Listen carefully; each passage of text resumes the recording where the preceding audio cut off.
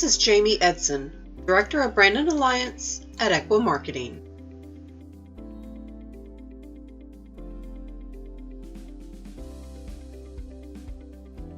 Now more than ever, it is vital to assess the health of your patient reviews.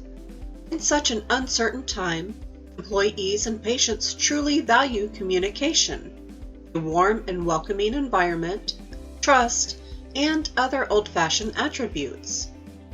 These attributes are the vehicle that drives fantastic reviews. Yes, your talents, experience as a provider, outstanding technical skills are closely scrutinized. But nothing can turn off patients more than shoddy time management, obviously rushed or rude conversations, or explanations that don't really explain anything. More on all of that later. So why do reviews matter for dermatologists? Of course they matter for all businesses. Review platforms allow for your biggest fans to have a bullhorn, but they also give your most dissatisfied patients a soapbox. And that's unsettling for doctors in particular.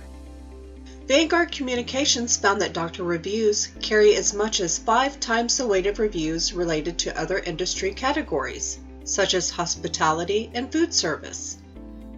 This has to do with the number of reviews that are received by medical offices. For instance, researchers found that hotels received on average 61 reviews. Restaurants have an average of 27 reviews, and doctors average just 13 reviews. So to start, it is important to assess the volume of reviews. To better achieve balance among reviews, so no single review is weighted too much, it is important to generate such feedback in the first place. Are you making it easy for patients to weigh in? What are the potential barriers to patients starting or completing surveys in their ilk? What is the disconnect between the number of patients who rave about how great you are in person, yet never seem to take the time to share that with the rest of the world? These are all questions that should be answered intentionally, and they should be addressed strategically. Now let's take a closer look at the value and actual content behind those reviews. Obviously, this is very practice-specific. But an in-depth analysis of patient reviews generated by review powerhouse RealSelf noted that dermatologists were dinged on their reviews most often due to the following: poor interpersonal relationships, little to no communication, failure to establish a relationship and, in turn, trust, inappropriate feedback or demeanor, bedside manner if you will, long wait times without explanation or acknowledgement of the wait, disorganization. Important papers are flitting about, harried assistants, files stacked haphazardly within sight of waiting patients. We are all under stress, especially nowadays. But what kind of message does it send if you seem disorganized? Worse yet, that disorganization can seep into the patient's clinical experience. Scheduling mix-ups occur. The risk of mishaps associated with pre-treatment instructions, even medical records, up exponentially. No one wants to put their health and appearance into the hands of an obviously frazzled team. That only inspires fear, not confidence that you will do a fantastic job to clear their skin, or appropriately diagnose the spot that has kept them awake at night. This list indicates that it's the fundamentals of those soft skills that appear to be most lacking. Your personality has been shaped over 30, 40, or more years. So the onus doesn't fall completely on you, or any single person for that matter. It's important to understand that the team as a whole contributes to these foundational skill sets. Is your front desk person's effervescence showing? Are team members answering phone calls appropriately?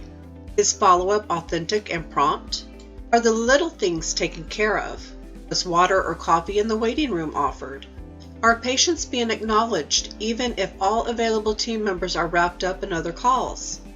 If ducks need to be put in a row, assessing patient reviews might also represent a great time to evaluate the likes of your secure data collection, storage, and retrieval system.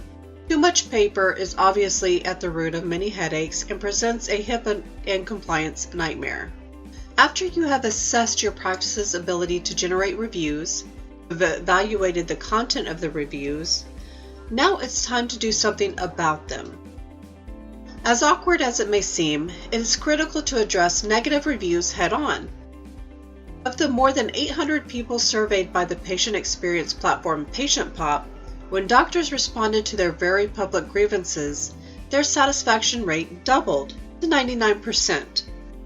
You can redeem yourself in the eyes of those disgruntled and vocal patients. A simple professional response, not letting negative reviews go unanswered, goes a long way to retain your stellar reputation as a practice. And studies have shown that it can also improve reimbursement, as reimbursement is directly tied to patient satisfaction-related metrics. And don't leave your best cheerleaders in the dark. If you have vocal fans who take the time out of their busy days to write up great reviews, engage with them. This goes a long way to show that you really are on top of things to further endear these patients, their friends, and their families too. Position yourself well with your patients today. Generate and promote glowing reviews, and get ready for a loyal stream of quality patients tomorrow.